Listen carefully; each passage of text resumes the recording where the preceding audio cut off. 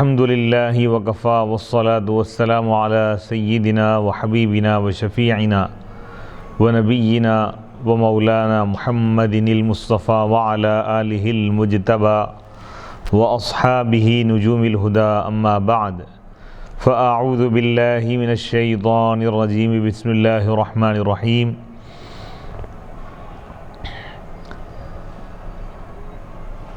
فلولا نفر من كل فرقة منهم طائفة ليتفقهوا في الدين ولينذروا قومهم إذا رجعوا إليهم لعلهم يحذرون صدق اللہ العظیم۔ ناظرین کرام، باب العلم انواریہ ایجوکیشنل سوسائٹی و جامعہ انواریہ کے زیر اہتمام شرح وقایہ کا سلسلہ وار درس جاری ہے۔ گزشتہ نشست میں خفین کے چند مسائل بیان کیے گئے تھے کہ خفین پر مسح کرنے کے احکام کیا ہیں، اور مسح کا طریقہ بھی بیان کیا گیا۔ اس کے بعد اس کی مدت بھی بیان کی گئی کہ مقیم کے لیے کتنی مدت ہے اور مسافر کے لیے۔ اس کے بعد نواقض مسح یعنی خفین پر جو مسح کیا گیا ہے کن چیزوں کی وجہ سے ٹوٹ جاتا ہے وہ، تو اس کی ایک بنیادی بات بتائی گئی کہ وَيَنْقُضُهُ نَاقِضُ الْوُضُوء، وضو کو جو چیزیں توڑتی ہے وہی چیزیں خفین کے مسح کو بھی توڑ دیتی ہیں، اور خفین کو اتارنے کی وجہ سے بھی مسح ٹوٹ جاتا ہے۔ وہ مضی المدہ، اور مدت کا گزرنا، یعنی مقیم کے لیے ایک دن اور ایک رات ہے۔ مقیم کی اگر مدت ختم ہو گئی یعنی ایک دن ایک رات گزر گیا، مسح پر ایک دن ایک رات گزر گیا، تو خود بخود اب اس کی یعنی وہ مسح ختم ہو جائے گا۔ وَبَعْدَ أَحَدِ هَذَيْنِ أَيْ نَزْعِ الْخُفِّ وَمُضِيِّ الْمُدَّةِ عَلَى الْمُتَوَضِّئِ غَسْلُ رِجْلَيْهِ فَحَسْبُ۔ اب یہاں بتا رہے ہیں کہ اگر ان دونوں میں سے کوئی ایک چیز اگر ہو جائے تو خفین پر جو مسح کیا گیا ہے مسح تو ختم ہو جائے گا، تو اس کے بعد کیا کرنا چاہیے؟ ان دونوں میں سے کسی ایک چیز کے بعد، یعنی خف اتارنے کے بعد اور مدت کے گزرنے کے بعد، ان دونوں میں سے کوئی ایک چیز بھی اگر ہو جائے، یعنی اگر کوئی شخص خف کو اتارا تو اس پر یہ واجب ہے، وضو کرنے والے پر واجب ہے کہ اپنے پیروں کو دھو لے صرف،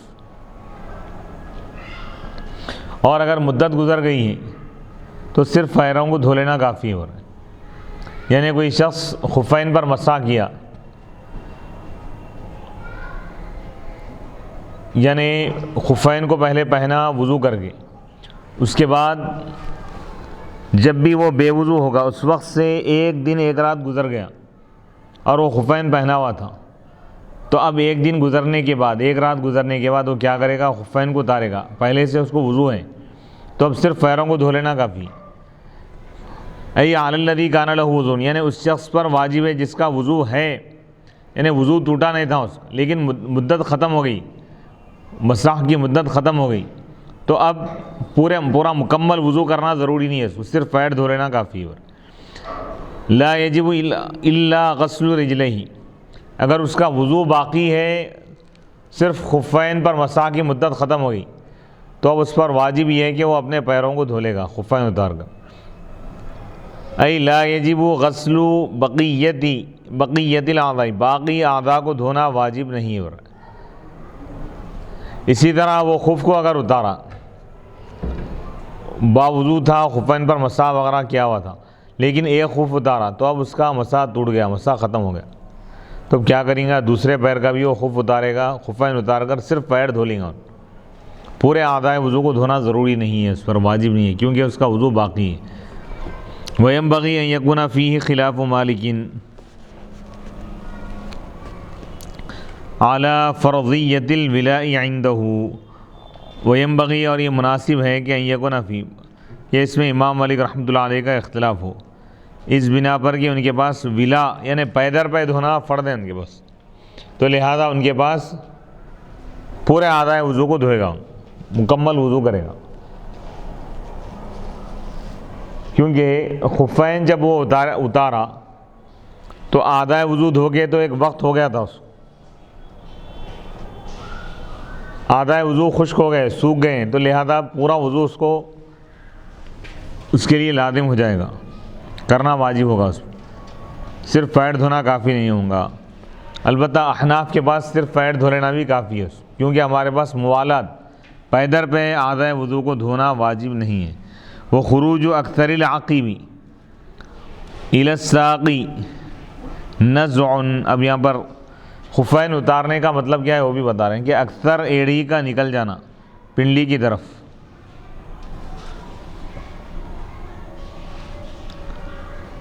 نزعن یہ اتار دینا ہے۔ ولفظ القدوری، اور قدوری کے الفاظ یہ ہے صاحب قدوری، اکثر القدم ہے، یعنی اکثر قدم کے اکثر حصے سے اگر خف اتر گیا ہے، نکل گیا ہے، تو اب یہ گویا کہ خفین اتارنے کے ہی قائم مقام ہو رہا ہے۔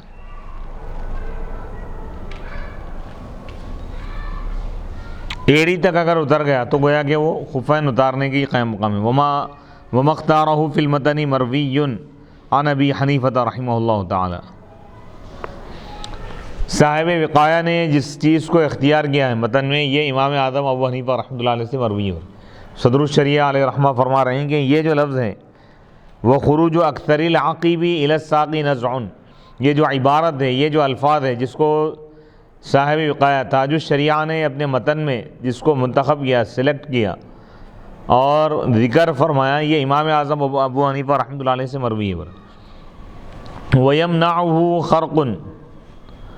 خرق خف يبدو منه قدر 3 أصابع الرجل أصغرها لا ما دونه، فلو كان الخرق طويلا يدخل فيه 3 أصابع إن أدخلت لكن لا يبدو منه هذا المقدار جاز المسح، ولو كان مضموما لكن ينفتح إذا مشى ويظهر هذا المقدار لا يجوز، فعلم منه أن ما يصنع من الغزل ونحوه مشقوق أسفل الكعب إن كان يستر الكعب بخيط أو نحوه يشد بعد اللبس بحيث لا يبدو منه شيء فهو كغير المشقوق، وإن بدا كان كالخرق فيعتبر المقدار المذكور ويجمع خروق خف لا خفين۔ اب یہاں بتا رہے ہیں مسح کے لیے رکاوٹ ہے، مسح کو روک دیتی ہے یہ چیز، کیا چیز روک دیتی ہے؟ خرق و خفین، کسی خف کا پھٹ جانا، خفین میں سے کوئی ایک خف اگر پھٹا ہوا ہے تو اب مسح کرنا جائز نہیں ہو رہا، مسح صحیح نہیں ہوگا، خف پھٹا ہوا نہیں رہنا، یہ شرط ہے۔ خف ایک قسم کی وہ ہے، وہ موزے وغیرہ عرب میں جو استعمال ہوتے تھے، یعنی اتنے دبید ہوتے تھے، موٹے ہوتے تھے وہ، کہ اس میں پانی سرایت نہیں کرتا، یعنی اگر خف پھٹا ہوا ہے تو اس پر مسح کرنا جائز نہیں۔ یبدو منو، کتنا پھٹا ہوا ہے بتا رہے ہیں، پھٹن اتنی ہے کہ اس سے 3 انگلیاں اگر ظاہر ہو رہی ہیں، پیر کی انگلیوں میں سے پیر کی 3 انگلیاں ظاہر ہو رہی ہیں، اتنی مقدار اگر پھٹا ہوا ہے، پیر کی 3 چھوٹی انگلیوں کے برابر اگر خف پھٹا ہوا ہے، موزے اگر پھٹے ہوئے تو اس پر مسح کرنا جائز نہیں۔ 2 انگلیوں کے برابر پھٹا ہوا ہے یا 1 انگلی کے برابر پھٹا ہوا ہے تو مسح کر سکتے ہیں۔ 3 انگلیاں یا شرط ہے، 3 انگلیاں یا اس سے زیادہ اگر پھٹا ہوا ہے تو اس پر مسح کرنا جائز نہیں ہے۔ وہ یبدو منہ، کہ اس سے ظاہر ہوتے ہوں، قدر 3 أصابع الرجل، پیر کی انگلیوں میں سے 3 انگلیوں کی مقدار، اصغریہ چھوٹے انگلیاں، پیر کی 3 چھوٹی انگلیوں کے مقدار اگر ظاہر ہو تو اس پر مسح کرنا جائز نہیں ہے۔ لا ما دونہ، اس سے کم اگر ہے تو یہ رکاوٹ نہیں ہو رہی، 3 انگلیوں سے کم اگر پھٹا ہوا ہے تو مسح کر سکتے ہیں، جائز ہے۔ یہ پانی سرایت نہ کرے، پانی سرایت نہ کرے، سرایت یعنی جذب ہونا، اس کے اندر سما جانا، یعنی پانی کو وہ قبول کر لیں تو صحیح نہیں ہے۔ فلو کان الخرق طویلا، ہم یہاں پہ بتا رہے ہیں عبارت کی تشریح کرتے ہوئے کہ اگر پھٹن زیادہ ہے، طویل ہے، خف جو پھٹا ہوا ہے زیادہ ہے اس کی لمبان، کہ 3 انگلیاں اس میں آ جاتی ہیں، داخل ہو جاتی ہیں، اگر داخل کی جائیں، لیکن اس سے اتنی مقدار پھٹن ظاہر نہیں ہو رہی، ظاہر کا اعتبار ہے ہو رہا ہے تو مسح کرنا جائز ہے۔ پھٹا ہوا تو ہے لیکن ظاہر نہیں ہو رہا ہو، اگر 3 پھٹن اگر ظاہر ہو رہی ہے تو وہ مسح کرنا جائز نہیں ہو رہا۔ मतलब 3 उंगलियां अगर उसमें दाखिल करें तो दाखिल हो जाती हैं। ہاں داخل تو ہو جائے، داخل کرے تو ورے، داخل نہیں کرے تو دکھ رہا نہیں، پھٹا ہوا حصہ نظر نہیں آ رہا ہے، اس طور پہ اگر پھٹا ہوا ہے تو مسح کرنا جائز ہے انہیں۔ ولو کانا مضموماً، اور اگر پھٹن ملی ہوئی ہے لیکن وہ کھل جاتی ہے جب وہ چلے، اگر چل رہا ہے تو پھٹا ہوا حصہ دکھ کے آ رہا ہے، نظر آ رہا ہے، اور اتنی مقدار ظاہر ہو رہی ہے 3 انگلیوں کی مقدار، تو مسح کرنا جائز نہیں ہوگا۔ وَيُجْمَعُ خُرُوقُ خُفٍّ لَا خُفَّيْنِ، ایک خف کی پھٹن کو جمع کیا جائے گا، نہ کہ 2 خف۔ یا مسئلہ بتا رہے ہیں کہ خفین پر مسح کرنے کے لیے شرط ہے کہ وہ 3 انگلیوں کی مقدار پھٹا ہوا نہ ہو، پھٹن ظاہر نہ ہو۔ تو اب یہ 3 انگلیوں کی مقدار جو بڑھ رہے ہیں، یہ کس اعتبار سے بڑھ رہے ہیں؟ 2 خف کو ملا کے 3 انگلیاں ہونا ہے، یا ایک خف میں 3 انگلی مراد ہیں؟ تو اس میں بتا رہے ہیں کہ ہر خف کا الگ الگ اعتبار ہے۔ کیا مطلب؟ یعنی اذا كان على خف واحد خروق كثيرة تحت الساق ويبدو من كل واحد شيء قليل بحيث لو جمع البادي يكون مقدار 3 أصابع يمنع المسح ولو كان هذا المقدار في الخفين جاز المسح۔ 3 انگلیوں کی مقدار اگر پھٹا ہوا ہے اور پھٹن ظاہر ہو رہی ہے تو مسح کرنا جائز نہیں ہو رہا۔ تو یہاں پہ کیا بولنا چاہ رہے ہیں؟ ہر خف کا الگ اعتبار ہے۔ کیا مطلب؟ یعنی ایک خف پہ 1.5 انگلی کے مقدار پھٹا ہوا ہے حصہ، دوسرے خف پہ بھی 1.5 انگلی کے مطابق ہے، دونوں کو ملا کے 3 انگلیاں اگر ہو رہی ہیں تو کیا مسح کرنا ناجائز ہے؟ بولیں گے نہیں، ہر خف میں ہونا شرط ہے، دونوں کو ملانے کا اعتبار نہیں ہے۔ ایک خف میں 3 انگلیوں کی مقدار اگر اتنا حصہ پھٹا ہوا ہے تو مسح نہیں کر سکتے، لفظ مسح ہی نہیں کر سکتے، جائز نہیں ہے۔ اذا کان اعلی، یعنی اگر ایک خف پر کئی پھٹن ہے، کئی جگہ پھٹا ہوا ہے، تھوڑا پنڈلی کے نیچے پر ہے، اور ہر ایک میں سے، ہر پھٹن میں سے تھوڑا تھوڑا ظاہر ہو رہا ہے حصہ، کہ اگر وہ ظاہر ہونے والی پھٹن کو اگر جمع کیا جائے تو 3 انگلیوں کی مقدار میں اگر ہیں تو یہ مسح کو روکتا ہے، مسح نہیں کر سکتا۔ ایک ہی ساتھ پورے خف پہ 3 انگلیوں کی مقدار پھٹا ہوا رہنا ضروری نہیں، ایک جگہ تھوڑا پھٹا ہوا ہے، دوسری جگہ تھوڑا پھٹا ہوا ہے، لیکن پورے خف کے اندر ہے، وہ ایک خف کے اندر ہے، 3 انگلیوں کی مقدار ہو رہا ہے تو نہیں کر سکتے۔ اور اگر یہ مقدار 2 خفوں میں پائی جا رہی ہیں، یعنی ایک خف پہ 1.5 انگلی کی مقدار پھٹا ہوا ہے، دوسری ایک خف پہ 1.5 انگلی کی مقدار اگر پھٹا ہوا ہے، یا ایک خف پہ 2 انگلیوں کی مقدار پھٹا ہوا ہے، دوسرے خف پہ بھی 2 انگلیوں کی مقدار میں پھٹا ہوا ہے، تب بھی مسح کر سکتے پر۔ ایک خف میں اگر 3 انگلیوں کی مقدار ہے پھٹا ہوا تو جب نہیں کر سکتے پر۔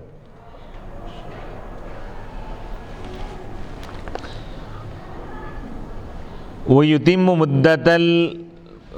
مُدَّةَ السَّفَرِ مَاسِحٌ سَافَرَ قَبْلَ يَوْمٍ وَلَيْلَةٍ وَيُتِمُّهُمَا إِنْ أَقَامَ قَبْلَهُمَا وَيَنْزِعُ إِنْ أَقَامَ بَعْدَهُمَا، اور سفر کی مدت کو پورا کرے گا مسح کرنے والا، وہ مسح کرنے والا، خفین پر مسح کرنے والا وہ شخص جو ایک دن اور ایک رات کے مکمل ہونے سے پہلے سفر شروع کیا، مقیم تھا، اپنے مقام پر تھا، خفین پر یعنی مسح کیا، ابھی ایک دن ایک رات مکمل نہیں ہوا، 24 گھنٹے سے پہلے سفر شروع کر دیا،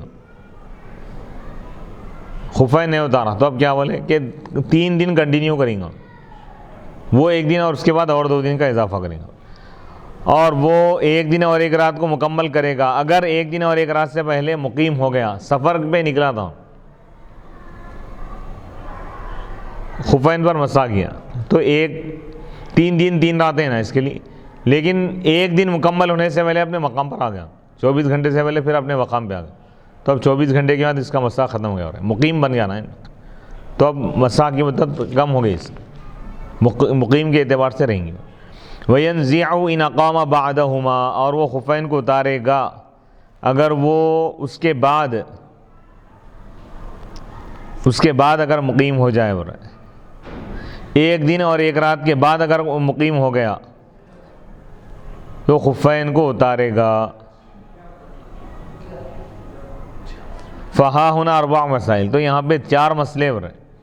لِأَنَّهُ إِمَّا أَن يُسَافِرَ الْمُقِيمُ أَوْ يُقِيمَ الْمُسَافِرُ، یا تو مقیم مسافر بنے گا یا مسافر مقیم ہو جائے گا، اور ان دونوں میں سے ہر ایک یا تو ایک دن ایک رات سے پہلے ہوگا یا ایک دن ایک رات کے بعد ہوگا۔ اور متن میں 3 مسائل کو ذکر کیا گیا، ولم یذکر، چوتھا مسئلہ ذکر نہیں کرے۔ چوتھی صورت یہ ہے کہ جب مقیم سفر کرے ایک دن اور ایک رات کے مکمل ہونے کے بعد تو جب کیا حکم ہے، وہ اس کا حکم تو ظاہر ہے، اور وہ یہ ہے کہ خفین کو اتارنا واجب ہے۔ مقیم ہے، ایک دن ایک رات مکمل ہو گیا، اس کے بعد سفر کر رہا ہے، ایک دن ایک رات مکمل ہو گیا تو اب یہ مقیم ہے تو اب خفین اتارنا واجب ہے اس کے اوپر۔ خفین اتار کے پھر پیروں کو دھوئے گا، پیروں کو دھو کے یا پھر وضو بنا کے خفین پہنے گا، یہ حکم تو ظاہر ہے۔ وَيَجُوزُ عَلَى جَبِيرَةِ مُحْدِثٍ وَلَا يُبْطِلُهُ السُّقُوطُ إِلَّا عَنْ بُرْءٍ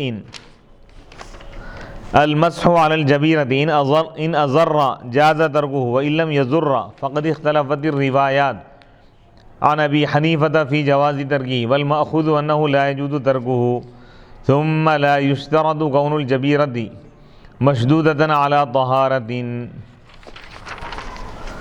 ويجوز، اور جائز ہے خفین پر مسح کرنا۔ ويجوز، خفین پر مسح کرنے کا بیان اس کے بعد ایک ذیلی مسئلہ لا رہے ہیں کہ ويجوز، اور جائز ہے مسح کرنا۔ ويجوز المسح، مسح کرنا جائز ہے، علی جبیرۃ محدث، بے وضو شخص کی پٹی پر۔ کیا مطلب؟ کوئی شخص بے وضو ہے اور اس کے ہاتھ پر یا پیر پر کوئی زخم ہے، پٹی وغیرہ بنی ہوئی، تو اس پر مسح کر سکتا ہوں، جائز ہے۔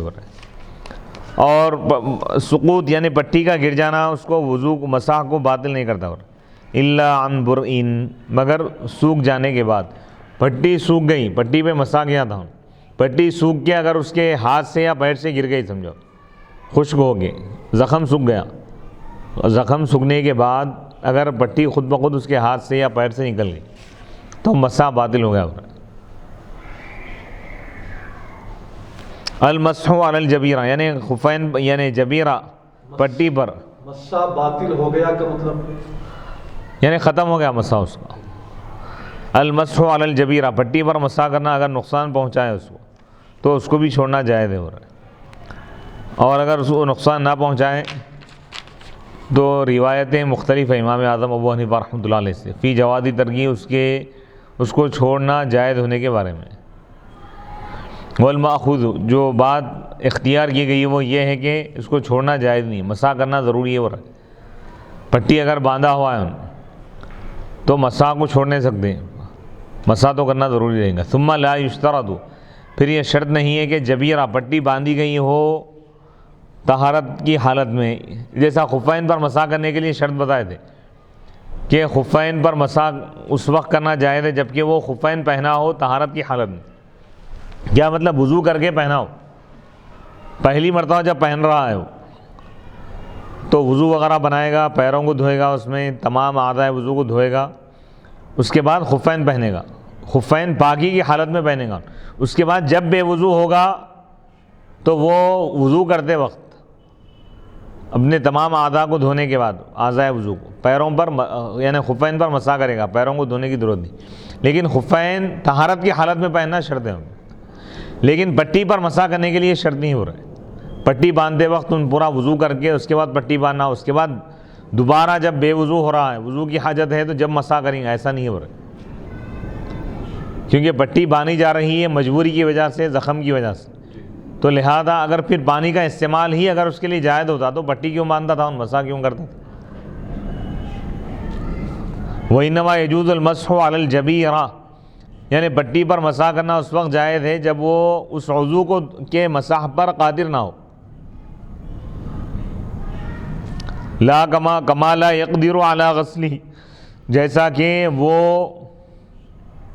اس کو دھونے پر قادر نہیں ہے کہ پانی اس کو نقصان پہنچائے اس عضو کو، او کانت الجبیرہ، یا پٹی بندھی ہوئی ہے کہ پٹی کا کھولنا، پٹی کو ہٹانا نقصان پہنچائے گا، تو ایسی صورت قادر نہیں ہے کا مطلب یعنی نہیں دھو سکتا ہوں۔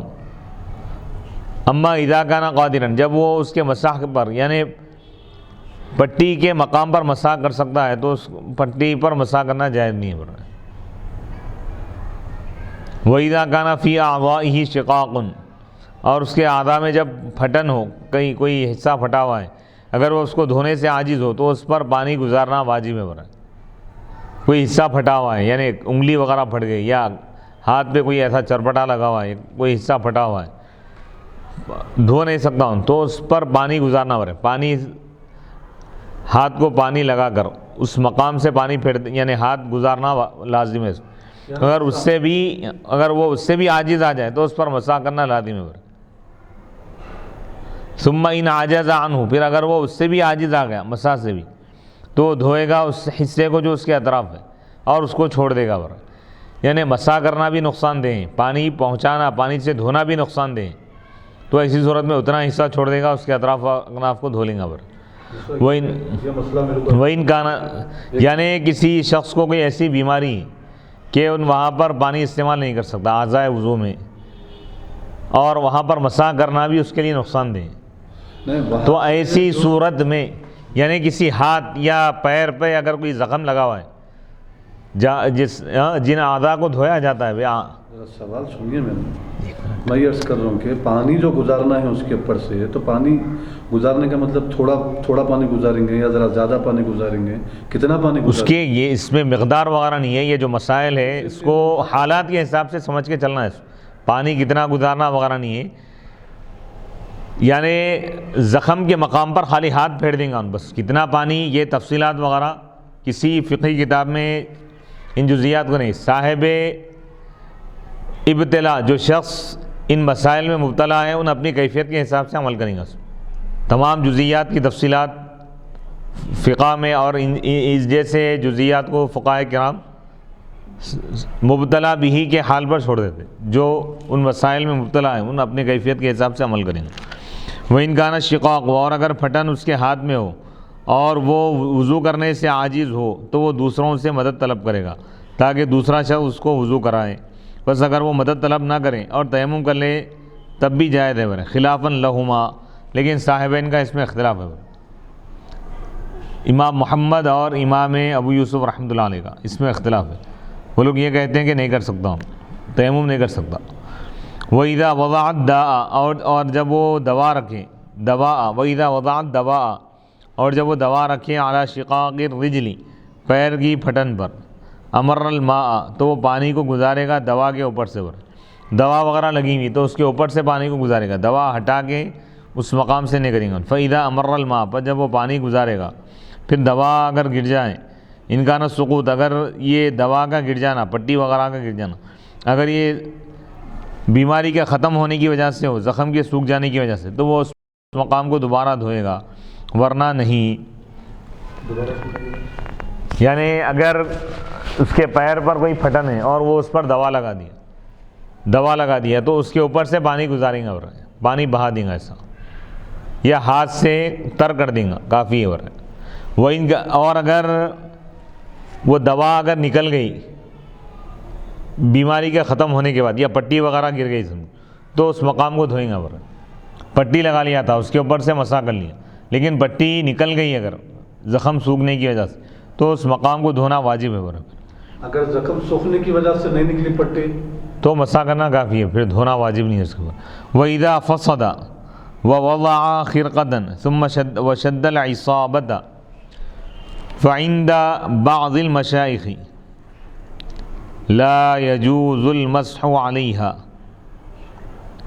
بل على الخرقة، وعند البعض إن أمكنه شد العصابة بلا إعانة أحد لا يجوز عليها المسح، وإن لم يمكنه ذلك يجوز۔ وقال بعضهم إن كان حل العصابة وغسل ما تحتها يضر الجراح جاز المسح عليها، وإلا فلا، وكذلك الحكم في كل خرقة جاوزت موضع القرحة، وإن كان حل العصابة لا يضره لكن نزعها عن موضع الجراحة يضرها يحلها ويغسل ما تحتها إلى موضع الجراحة ثم يشدها ويمسح موضع الجراحة۔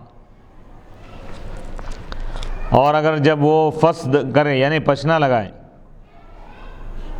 اور کوئی پٹی وغیرہ رکھ دے پچنے کے مقام پر اور پٹی باندھ دے، تو بعض مشائخ کے پاس یعنی فقہا کے پاس جائز نہیں ہے اس پر مسح کرنا، پٹی پر بولا، بلکہ یعنی اصابہ پر نہیں، باندھی ہوئی چیزیں پر نہیں بولا، بلکہ اس کپڑے پر مسح کریں گا بولا۔ وعند البعض، اور بعض کے پاس یہ ہے کہ ان امکن ہو، اگر اس کے لیے ممکن ہو پٹی کو باندھنا، یعنی پٹی کو باندھنا اگر ممکن ہو دوسرے سے مدد لیے بغیر، تو اس پر مسح کرنا جائز نہیں ہے بولا۔ یعنی پشنا وغیرہ لگائے، پشنا لگانے کا مطلب یہ ہے کہ خون وغیرہ نکالا جاتا تھا فاستو، پشنا لگائے تو اس جگہ پٹی بنی ہوئی، بعض لوگ خالی ایسی پٹی بن لیتے ہیں، تو پٹی اگر دوسروں سے مدد لیے بغیر اگر ان دوبارہ باندھ سکتا ہے تو اس پٹی پر مسح کرنا جائز نہیں ہے، پٹی نکال کے مسح کریں گا، پھر اس کے بعد پٹی باندھ لیں گا اگر اس کے لیے باندھنا ممکن ہو، اور اگر ممکن نہیں ہے تو اس پٹی کے اوپر مسح کر سکتا ہوں۔ یعنی پٹی ایسی ہے کہ صرف ڈاکٹر ہی بن سکتا ہے اور بار بار جا کے، یا جراح ہی بن سکتا ہے، دوسرا آدمی نہیں بن سکتا، یا اگر پٹی کھولنے میں یا بندنے میں اگر اس کی تکلیف کے بڑھنے کا اندیشہ ہے تو ایسی صورت میں پٹی کو کھولے بغیر پٹی کے اوپر سے مسح کر لیں گا۔ نہیں اگر پٹی ان خود بن سکتا ہے، تکلیف نہیں ہے نکالنے میں، تو پٹی نکال کے اس مقام پر مسح کریں گا، اس کے بعد پٹی باندھ لیں گا۔ وقال بعضهم، اور بعد نے کہا کہ اگر پٹی کا کھولنا اور اس کے نیچے کے حصے کو دھونا اگر اس کو زخم کو نقصان پہنچاتا ہے تو پٹی کے اوپر مسح کرنا جائز ہے، ورنہ جائز نہیں ہے۔ یعنی پٹی کو کھول کر اس کے نیچے جو حصہ ہے اس کو دھونا اگر نقصان نہیں پہنچا رہا تو ایسی صورت میں پٹی کھول کے اور مسح کریں گے۔ اور یہی حکم ہے ہر اس پٹی میں جو اپنے زخم کے مقام سے آگے بڑھ جائے۔ اگر پٹی کا کھولنا اس کو نقصان نہیں پہنچاتا ہے لیکن اس کو کھولنا زخم کے مقام سے ہٹانا اس کو نقصان پہنچاتا ہے تو اس کو کھولے گا اور اس کے ماتحت اس کے نیچے جو حصہ ہے اس کو دھوئے گا زخم کے مقام تک، پھر وہ اس کو باندھ دے گا اور زخم کے مقام پر مسح کریں گا۔ کبھی یہ زخم تھوڑا ہوتا لیکن پٹی جو باندھی جاتی زیادہ ہوتی، تو اس میں یہ مسئلہ بتا رہے ہیں کہ زخم کے مقام کو چھوڑ کر اطراف و اکناف جو پٹی بنی ہے وہ ہٹا دیں گا، اتنے حصے کو دھو لے گا یا مسح کرے گا۔ البتہ زخم کے مقام پر جو پٹی ہے اتنے مقام پر پٹی کو رکھتے ہوئے مسح کر لیں گا۔ مطلب اس کے اوپر مسح کرنے کی ضرورت نہیں ہے، زخم کے اوپر تو نہیں کریں گا کیونکہ وہ تو نقصان پہنچیں گا نا اس کو۔ جی اوپر پٹی لگی ہوئی ہے، پٹی لگی ہوئی ہے نا، تو کبھی بول رہے ہیں کہ پٹی بڑی رہتی، کبھی زخم چھوٹا ہے جتنی مقدار میں نا اس سے زیادہ بڑی پٹی رہتی، تو زخم جتنے مقام پہ ہے اتنے ہی مقام پہ پٹی کا مسح کریں گا۔ اطراف و اکناف پٹی اگر زیادہ بنی ہے سمجھو تو وہ پٹی ہٹائیں گا، اگر سہولت ہے اس کو تو ہٹا کے وہاں پر دھوئے گا یا وہاں پہ ڈائریکٹ مسح کریں گا، اور پٹی کے اوپر نہیں کریں گا۔ اچھا ڈائریکٹ کریں گا مسح، جی اندر سے اس کے، ہاں ڈائریکٹ جسم کے حصے پر ان مسح کریں گا اللہ۔ اور زخم پہ جہاں پر پٹی بنی ہوئی زخم کا جتنا حصہ ہے ڈائریکٹ زخم پہ نہیں کریں گا بلکہ پٹی پر مسح کریں گا۔ زخم کے علاوہ زائد جو پٹی بنی ہوئی ہے وہ پٹی کو ہٹا کر ڈائریکٹ مسح کریں گا۔ یہ دو مسئلے کو ذہن میں رکھیے۔ وعامۃ المشائخ، اور عام مشائخین سے مراد یہاں پر فقہاء ہیں، علماء کرام۔ وعامۃ المشائخ علی جواز مسح اصابۃ المفتصد، یعنی اکثر فقہاء اس بات پر متفق ہے کہ پشنا لگانے والے شخص کی پٹی پر مسح کرنا جائز ہے۔ وَأَمَّا الْمَوْضِعُ الظَّاهِرُ مِنَ الْيَدِ مَا بَيْنَ الْعُقْدَتَيْنِ مِنَ الْعِصَابَةِ فَلَا صَحُّ أَنَّهُ يَكْفِيهِ الْمَسْحُ إِذْ لَوْ غَسَلَ تَبْطَلُّ الْعِصَابَةُ وَرُبَّمَا يَنْفُذُ الْبَلَّدُ إِلَى مَوْضِعِ الْفَصْلِ۔ اب رہا ہاتھ کا ظاہری حصہ ہو رہا ہے، ہاتھ کا وہ مقام جو ظاہر ہے، ما بین العقدتین، وہ حصہ ہے جو دو گروہ کے درمیان ہے، گھیٹیوں کے درمیان، من العصابہ پٹی کے، تو صحیح ترین قول یہ ہے کہ اس پر مسح کرنا کافی ہے، کیونکہ اگر وہ دھوئے گا تو پٹی تر ہو جائے گی۔ کیا مطلب؟ پٹی باندھی گئی ہے، سمجھو ایک گھیٹی ایک طرف ہے ایک کونے میں، دوسری گھیٹی دوسری طرف، بیچ کا حصہ کھلا ہے، اگر تو جب کیا کریں گے؟ اس کو دھوئیں گے، پٹی پہ مسح کر لیں گے، تو بولیں گے کہ جو خالی حصہ ہے اس پر بھی مسح کر لیں گا، کیونکہ اگر وہ اس کو دھوئے گا تو پٹی بھی تر ہو جائیں گی، پٹی باندھنے کا مقصد فوت ہو جائے گا نا، زخم کے لیے نقصان دہ ہوں گا وہ۔ پٹی پہ بھی مسح کریں گا. پٹی سے متصل جو حصہ ہے, پٹی مثال کے طور پہ ایک طرف بنی ہوئی, دوسری طرف حصہ خالی ہے, اس میں جی جی جی ہاں ہاں. زخم ایسا ہے یا پٹی اس نوعیت کی بنی ہوئی ہے کہ اس کے دونوں گھیٹیوں کے بیچ میں تھوڑا سا حصہ ہاتھ کا کھلا نظر آ رہا, وہاں پہ پٹی بنی ہوئی نہیں ہے, لیکن پٹی اس کے قریب اگر ہے تو جب کیا کریں گے؟ پٹی تو بنی ہوئی ہے تو کیا اس کو دھویا جائے گا؟ تو رہیں گے نہیں دھوئیں گے, کیونکہ اس کو دھونے کی وجہ سے پانی پٹی میں چلے جائے گا, پٹی تر ہو جائیں گی, پٹی جب بھیگ جائیں گے تو زخم نہیں سوکھے گا. لہذا ایسی مجبوری کی حالت میں اس حصے کو بھی وہ ہاتھ کچا کر کے, ہاتھ بھگا کے, تر کر کے اس کو پوچھ لے گا, بس ختم. یہ آسانی یعنی جس کی جیسی کیفیت ہے اس کے اعتبار سے عمل کرنے کا شریعت میں حکم دیا گیا.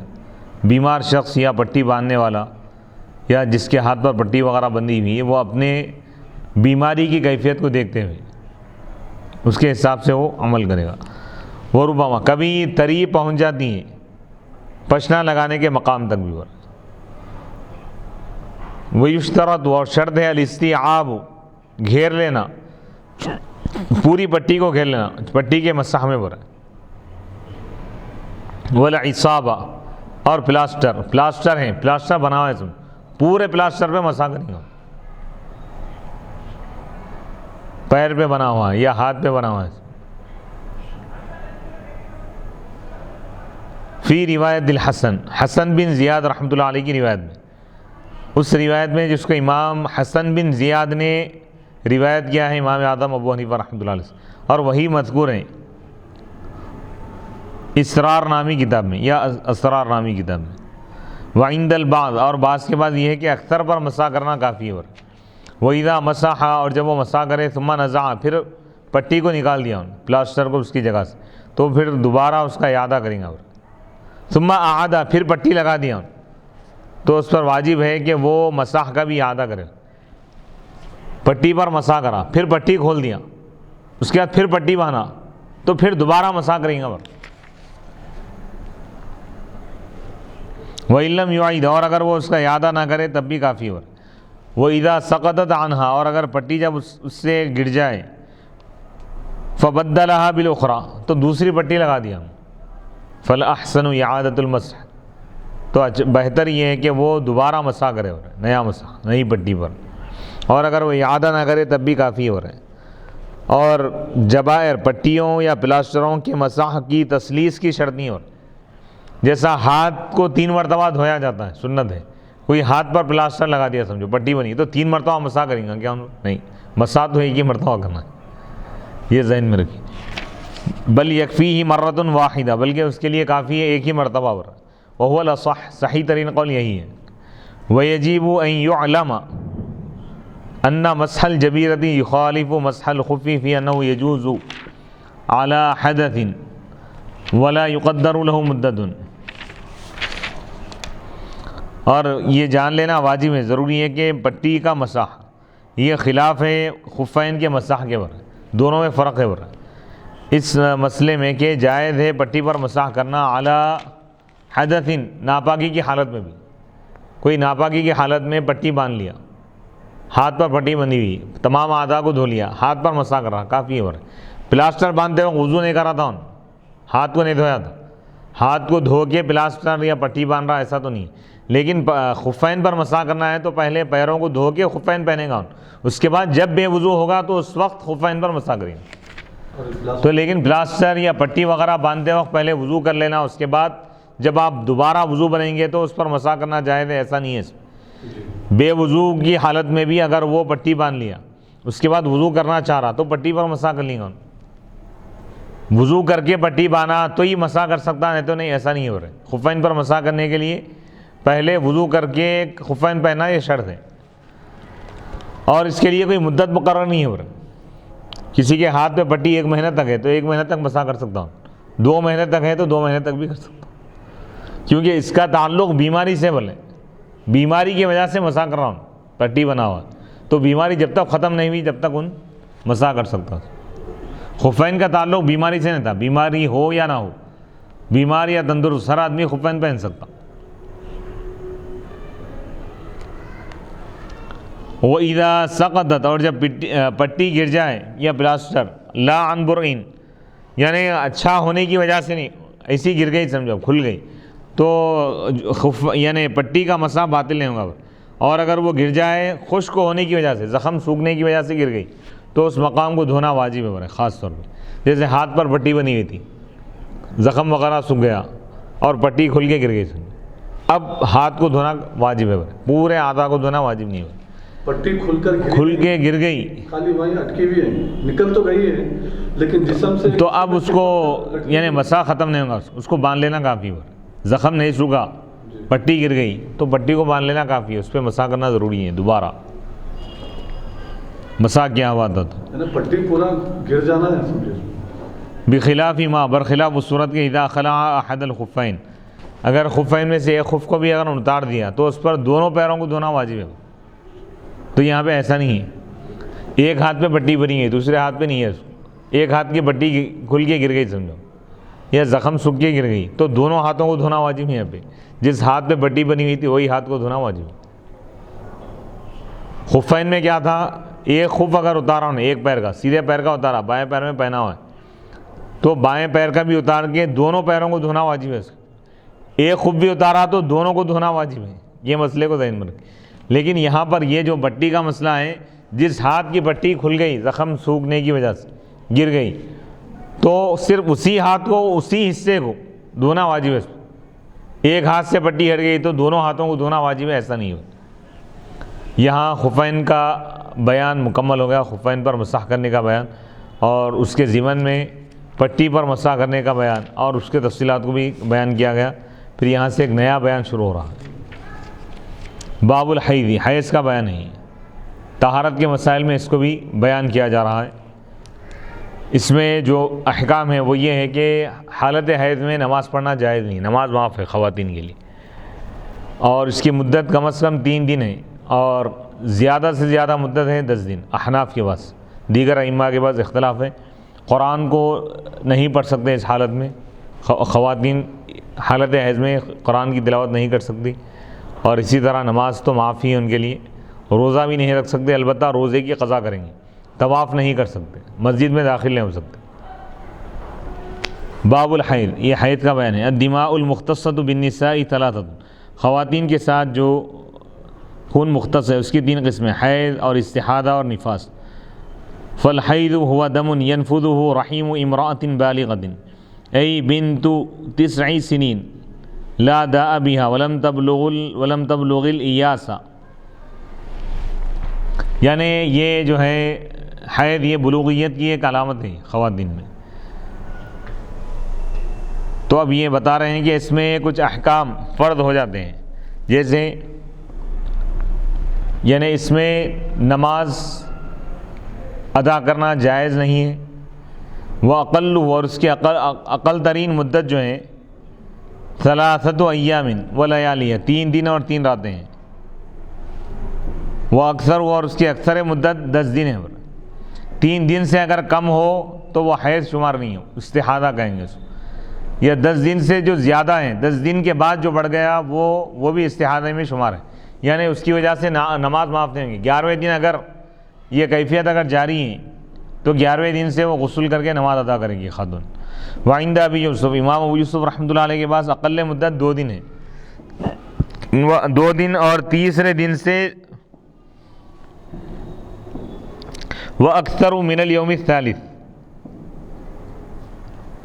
اور 3 دن سے کچھ زیادہ حصہ بھی اگر گزر جائے تو وہ بھی ان کے پاس اقل مدت میں شمار ہے. وعند الشافعی، امام شافعی رحمۃ اللہ علیہ کے پاس اقلہ یوم ولیلہ، اقل مدت 1 دن 1 رات بھی ہے ان کے پاس، اور اکثر مدت 15 یوم، 15 دن ہے.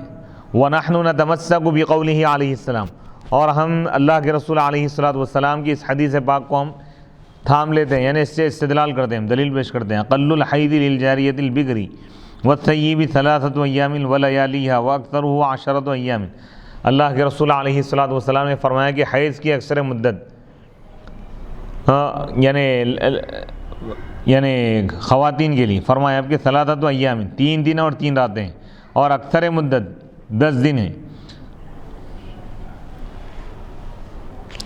تو اس میں اقل مدت اور اکثر مدت کو بیان کیا گیا، اور ائمہ کے پاس کیا اختلاف ہے وہ بھی ذکر کی۔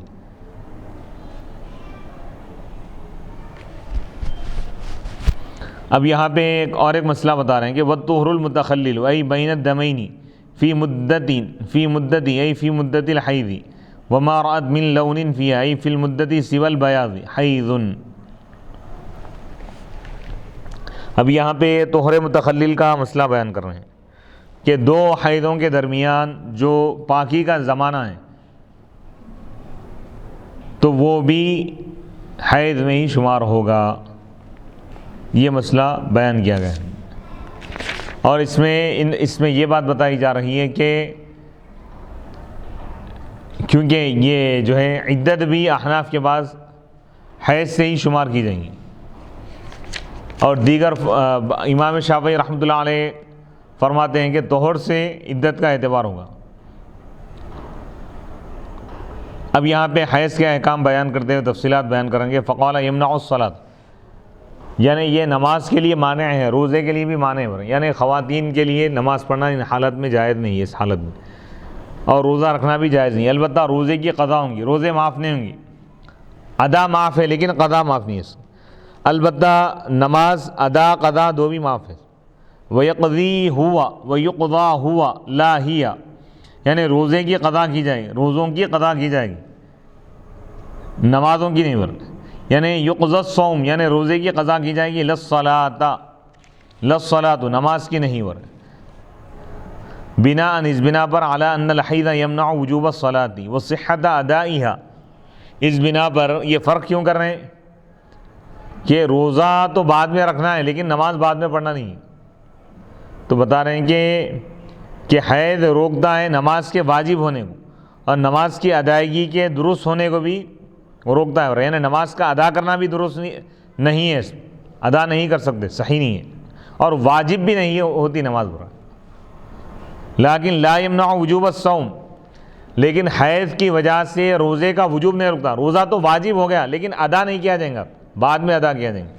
فنفس وجوب ہی ثابت، نفس وجوب ثابت ہے اس میں، بل یمنع صحت ادائی، روزے کی ادائیگی کی درستگی کو روکتا ہے۔ حالت حیض میں روزے کا ادا کرنا، روزہ رکھنا جائز نہیں ہے، واجب تو ہو گیا لیکن ادا کرنا درست نہیں ہے، تو بعد میں اس کی قضا کی جائیں۔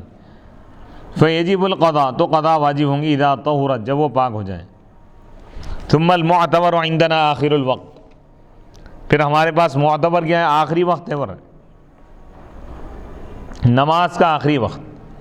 فاذا حاضت فی آخر الوقت، پس جب وہ حائضہ ہو جائے آخری وقت میں، نماز کا آخری وقت، یعنی ظہر کا آخری وقت ہے، وہ ایسے وقت میں کوئی خاتون ابھی نماز نہیں پڑھی اور حائضہ ہوگی تو وہ نماز معاف ہوگی، سقطت، وہ نماز ساقط ہو جائیں گی۔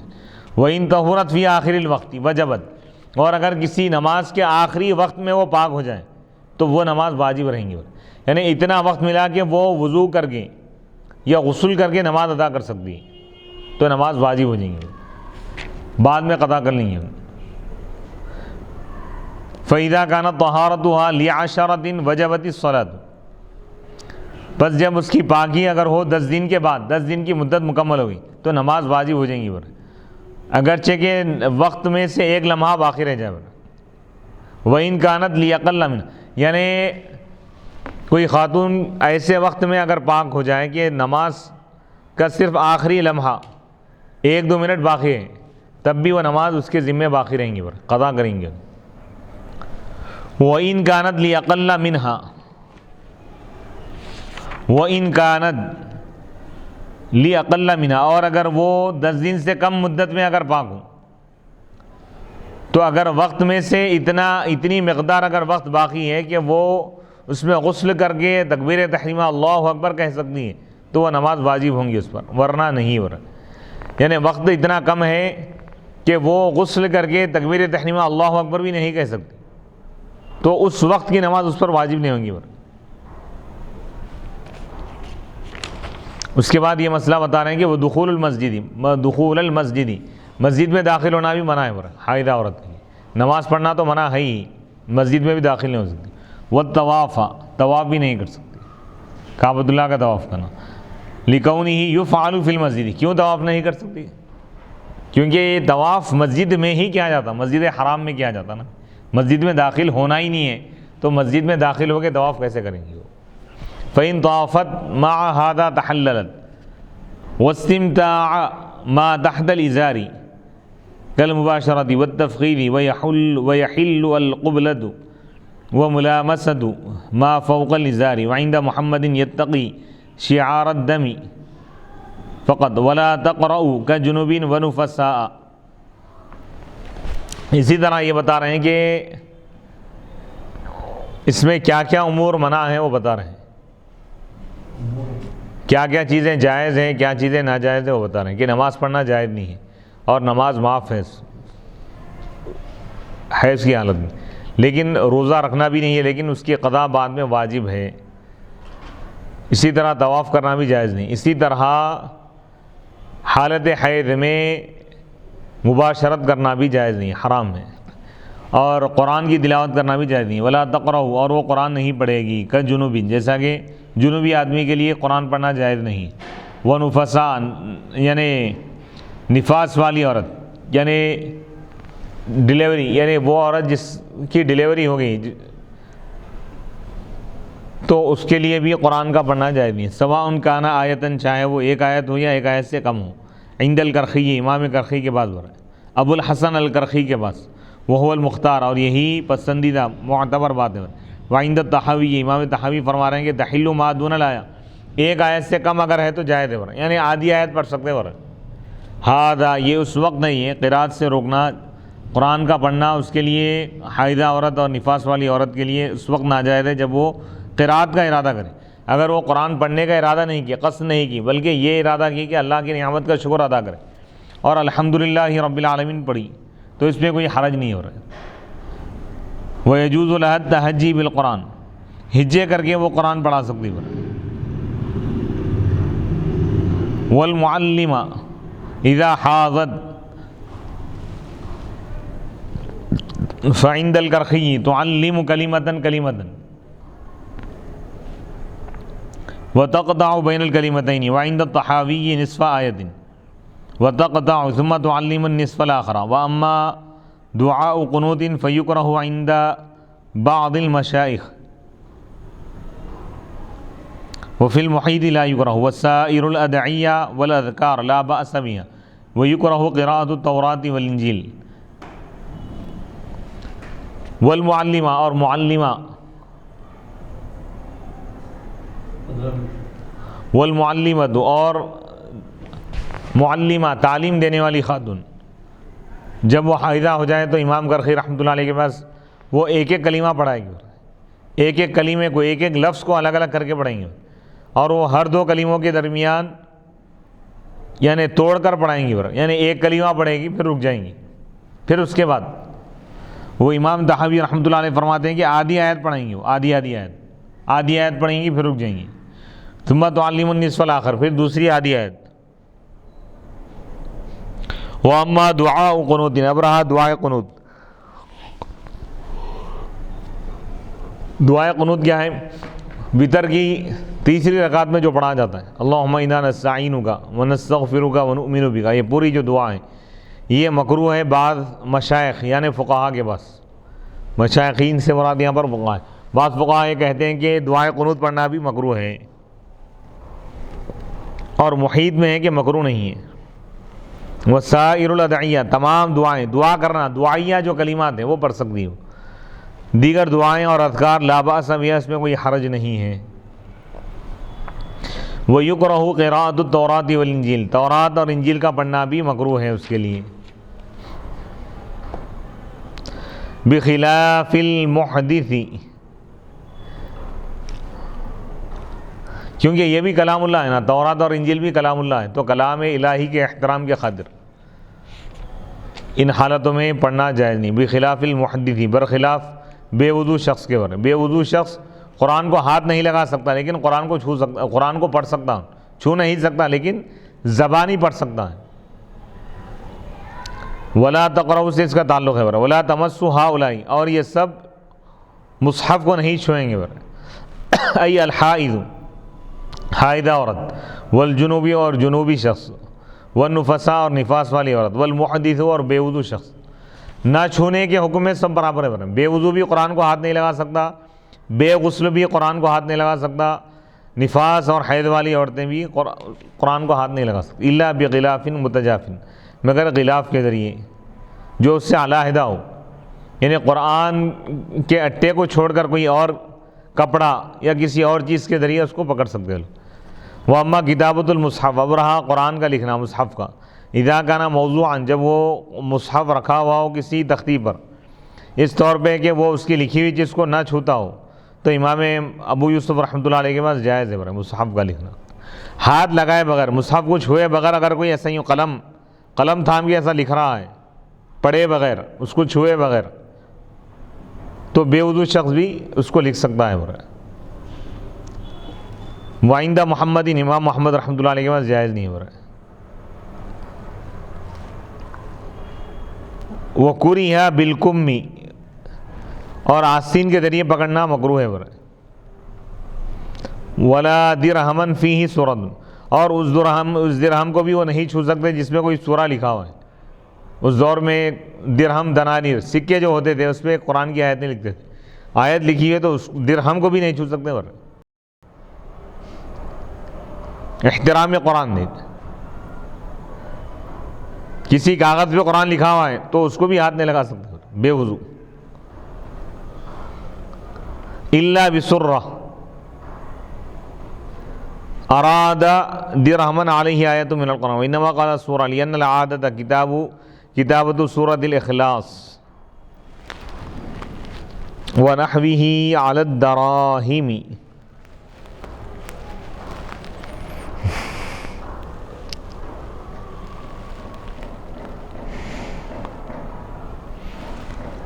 ولا درہمن، اس درہم کو بھی وہ نہیں چھو سکتا جس میں کوئی سورہ لکھا ہوا ہو، الا بسرہ، مگر اس کی تھیلی کے ساتھ۔ تھیلی میں اگر درہم رکھا ہوا ہے، اس دور میں تھیلیوں میں رکھتے تھے، جیسا آج کل پاکٹ میں رکھے، پاکٹ میں درہم، تو درہم کو ہاتھ نہیں لگا رہا، لیکن وہ جو پاکٹ ہے اس کو ہاتھ لگا سکتا، کیونکہ ڈائریکٹ نہیں چھو رہا ہوں۔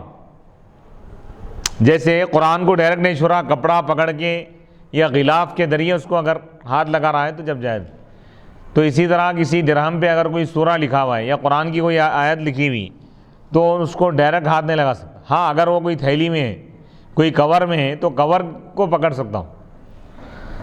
ارادہ یہاں پہ کیا مراد لی؟ ایسا درہم جس پہ قرآن کی کوئی آیت لکھی ہوئی، یا سورہ کیوں بولے نا، ایک آیت لکھی ہوئی ہے تو کیا ہاتھ لگا سکتے؟ کیا نہیں لگا سکتے؟ ایک آیت بھی لکھی ہوئی ہے تو ہاتھ نہیں لگا سکتے۔ یا سورہ اس لیے بولے کیونکہ اس دور میں عادت یہ تھی کہ سورہ اخلاص لکھا کرتے تھے سکوں پہ، درہموں پہ، چاندی کے سکوں پر اور جیسی چیزیں، علی الدراہم دینا یعنی درہموں پر۔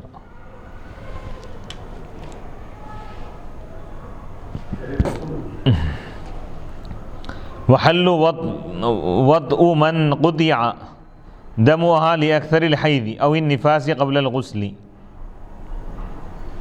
دون وطء من قطع لأقل منه أي لأقل من الأكثر، وهو أن ينقطع الحيض لأقل من عشرة والنفاس لأقل من 40 إلا إذا مضى وقت يسع الغسل والتحريمة فحينئذ يحل وطئها وإن لم تغتسل إقامة للوقت الذي يتمكن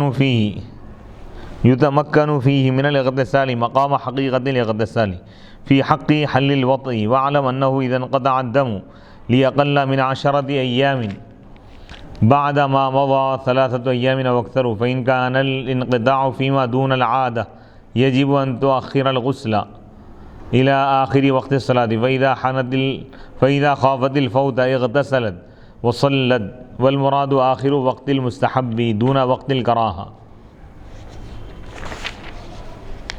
اب یہاں پہ حیض کے ہی کچھ مسائل بیان کر رہے ہیں کہ اگر کسی خاتون کا حیض اگر منقطع ہو گیا یعنی ختم ہو گیا، اس کی تفصیل بارہا ہم بیان کر چکے ہیں کہ اکثر مدت اگر گزر چکی ہے حیض کی یا نفاس کی، غسل سے پہلے قربت حاصل کرنا جائز ہے. کب؟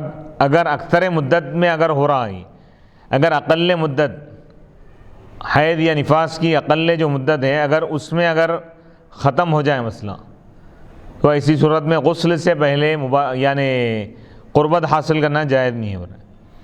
الا اذا مضى، مگر یہ کہ گزرے اتنا وقت کہ جس میں غسل کرنا اور تکبیر تحریمہ دونوں کی گنجائش ہو.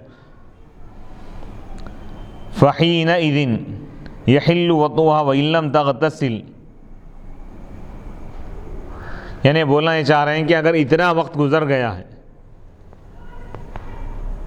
انقطاع کے بعد، تو اب یہاں پہ یہ مسئلہ بتا رہے ہیں. نماز کا مسئلہ بھی اس سے پہلے بتایا گیا کہ اگر آخری وقت میں، نماز کے آخری وقت میں اگر پاک ہو جائے تو وہ نماز بھی اس پر واجب ہوگی، واجب رہے گی.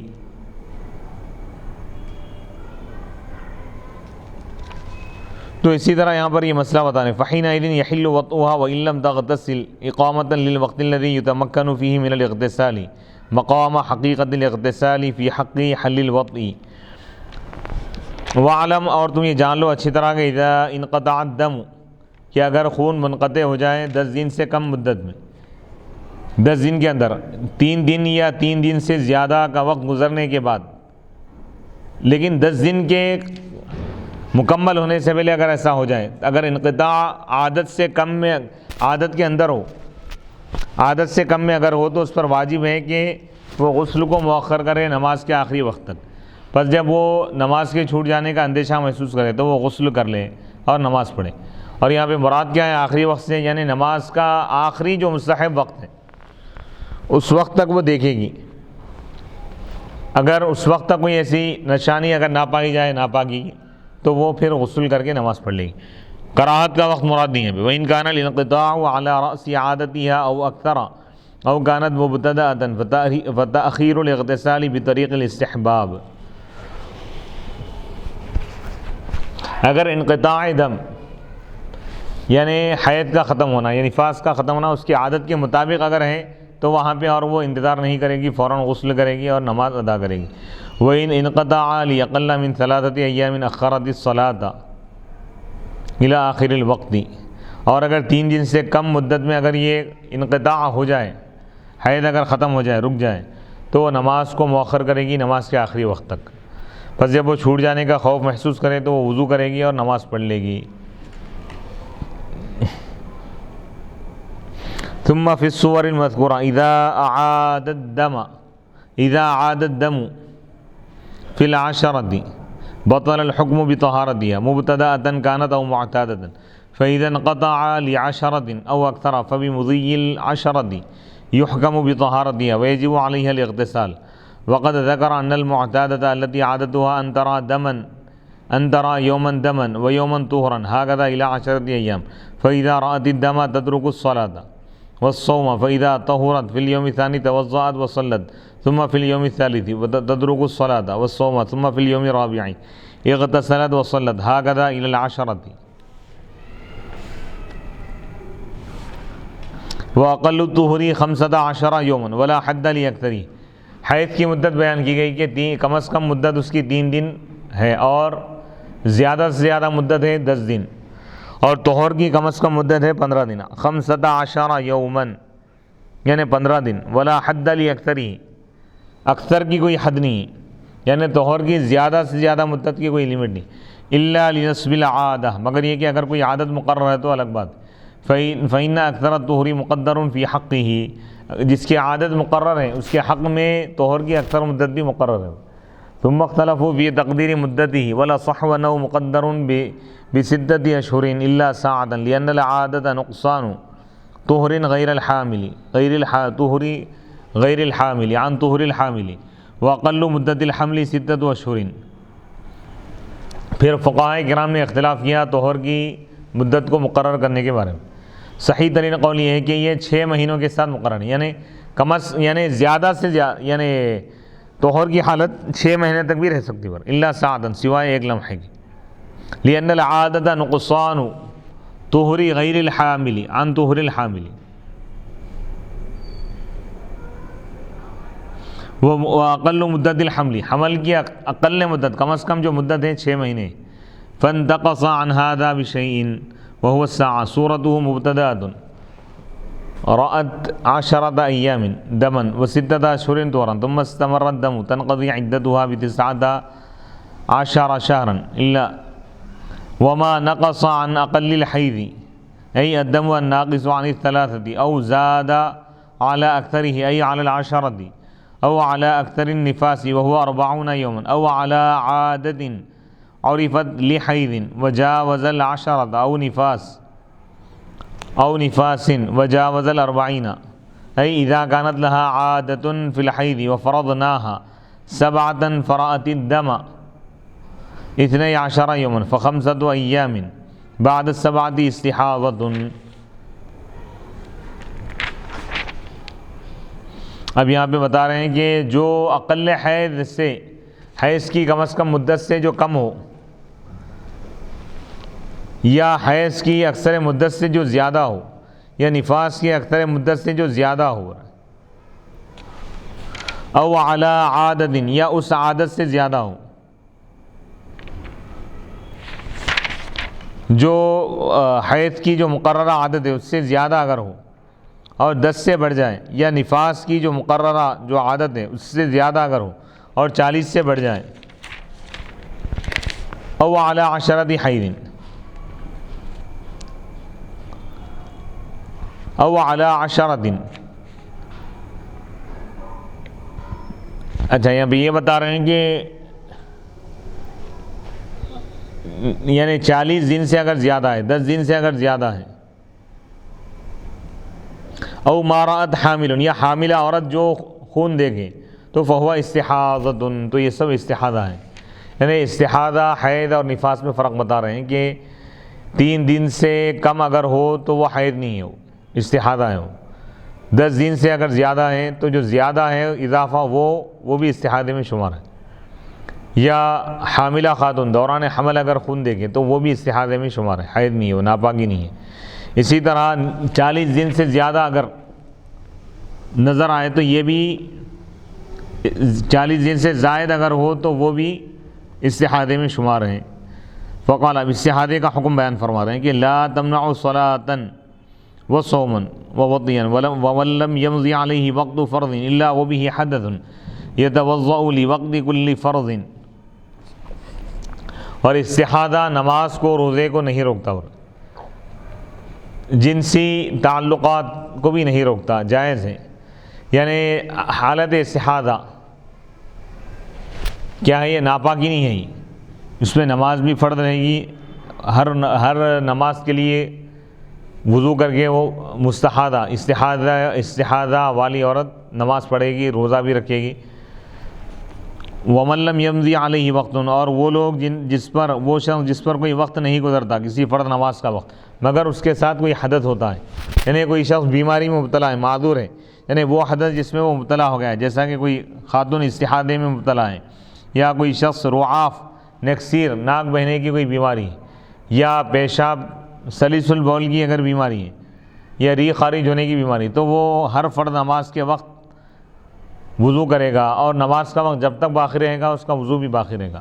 یہ امام شافعی رحمۃ اللہ علیہ کے قول سے احتراز ہے، بچنا ہے، کیونکہ ان کے پاس ہر فرض کے لیے وضو کریں گے، اور وہ نوافل پڑھے گا فرض کی تبعیت میں. وَيُصَلِّي بِهِ فِيهِ مَا شَاءَ مِنْ فَرْضٍ وَنَفْلٍ، اور وہ اس وضو کے ذریعے جتنے چاہے فرض اور جتنے چاہے نفل ادا کرے گا. یعنی معذور شخص کا وضو بتا رہے ہیں کہ وقت کے داخل ہونے کی وجہ سے نماز کا وقت داخل ہوتے ہی وہ وضو کر لے گا، اور وہ نماز کا وقت جب تک باقی رہے گا تو اس کا وضو بھی باقی رہے گا، اور وہ اس کے ذریعے جتنے چاہے فرض نمازیں پڑھ سکتا ہے، جتنے چاہے نفل نمازیں پڑھ سکتا ہے. امام شافعی رحمۃ اللہ علیہ فرماتے ہیں کہ ایک وضو کیا تو اس سے ایک ہی فرض پڑھ سکتا، دوسرا اگر فرض پڑھنا ہے اس کو تو دوسری مرتبہ وضو کرے گا، دوسری مرتبہ وضو کر کے وہ پھر فرض پڑھے گا، پھر تیسرا اگر فرض پڑھنا ہے تو پھر وضو کرے گا. یعنی وقت سے اعتبار نہیں ہے ان کے پاس، فرض کا اعتبار ہے. اور نوافل بھی اگر پڑھنا ہے تو فرض کے لیے جو وضو بنایا ہے اسی سے وہ نوافل بھی پڑھ سکتا ہے، لیکن ہر فرض کے لیے علیحدہ وضو بنائے گا. چاہے ایک ہی وقت میں، یعنی جیسے ظہر کے وقت میں کوئی وضو بنایا تو اور اس کے ذمے دیگر نمازیں بھی جو اس کے ذمے چھٹی ہوئی ہے باقی ہیں، تو وہ ان کے پاس نیا وضو کر کے بھی پڑھیں گا۔ ظہر کی نماز کے لیے جو وضو بنایا صرف اس سے ظہر کی نماز پڑھ سکتا ہے۔ پھر اگر گزرے ہوئے کل کی عشاء اگر پڑھنا ہے قضا، تو پھر دوبارہ وضو بنائے گا۔ لیکن احناف کے بعد ایسا نہیں ہے، نماز کا وقت داخل ہوتے ہی وہ وضو کر لے گا، جب تک وقت باقی رہے گا اس کا وضو باقی سمجھا جائے گا، وضو نہیں ٹوٹے گا اس کو، اور اس میں جتنے چاہے وہ فرائض اور نوافل ادا کر سکتا ہے۔ یہاں پر یہ استحاضہ کے اور حیض کے چند مسائل بیان کیے گئے۔ یہاں سے اب یہ بتا رہے ہیں کہ معذورین وہ لوگ جن کو کوئی بیماری ہو، عارضہ لاحق ہے، جیسے پیشاب بہنے کی کوئی بیماری ہے، سلیس البول کی، یا ریح خارج ہونے کی اگر کوئی بیماری اگر ہے کسی شخص کو، تو ان کے وضو کا حکم بتائے۔ پھر اس کے بعد بتا رہے ہیں کہ ان کا وضو کب سے کب تک باقی رہے گا اور کس وقت کن چیزوں کی وجہ سے ان کا وضو ٹوٹ جائے گا، اس کے تفصیلی احکام آگے بیان کیے جائیں گے۔ اگلی نشست میں ہم انشاءاللہ اس کو بیان کریں گے۔ وصلی اللہ تعالی